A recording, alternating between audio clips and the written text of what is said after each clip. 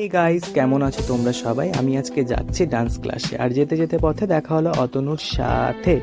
তো আমি এখন যাচ্ছি পূজাকে পিক আপ করতে। পূজা চলে এসেছে, তার সাথে সাথে সুস্মিতাও চলে এলো সুন্দর করে নাচতে নাচতে।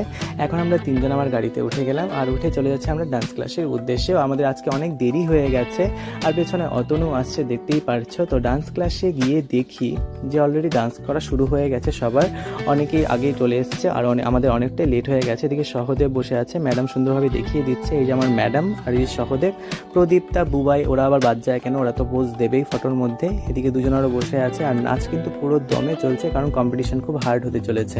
তো এদিকে গার্লস একদম ফায়ার হয়ে গেছে, আর তার মাঝে দেখতে পেলে আমি ছোট্ট করে টিকটকের একটা ভিডিও করে নিয়েছিলাম। এদিকে গার্লস সব হাঁপসে গেছে, প্রত্যেকের একটা স্বভাব মুখ ভ্যাংচানো। তো যাই হোক, আমিও খুব ক্লান্ত হয়ে গেছিলাম, তাই এখানে শুয়ে পড়েছিলাম একদম লুটিয়ে। আর আমার একটা অদ্ভুত কাণ্ড দেখে বৃষ্টি মাটিতে লুটিয়ে পড়ে হাসছিল। আজকের ব্লগে এইটুকুই, দেখা হচ্ছে পরের ভিডিওতে।